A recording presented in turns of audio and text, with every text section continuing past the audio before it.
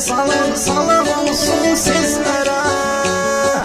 Bugün deyim son zəngdən sizlere.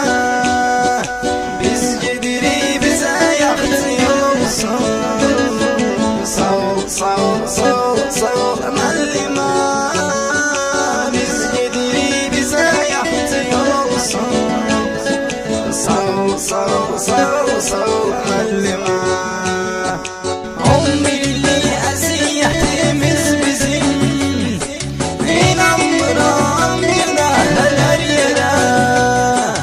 Atestatımız veriləcək bizə. Sağ ol, sağ ol, sağ ol, sağ ol müəllimə. Atestatımız veriləcək bizə. Sağ ol, sağ ol, sağ ol, sağ ol müəllimə. Allah bizə hər yerdə yer olsun. Nəzər üstümüzdə həmişə olsun. Allah bizi həmişə qorusun. Amin, amin, amin, amin Allahım. Allah bizi həmişə qorusun. Amin, amin, amin, amin Allahım.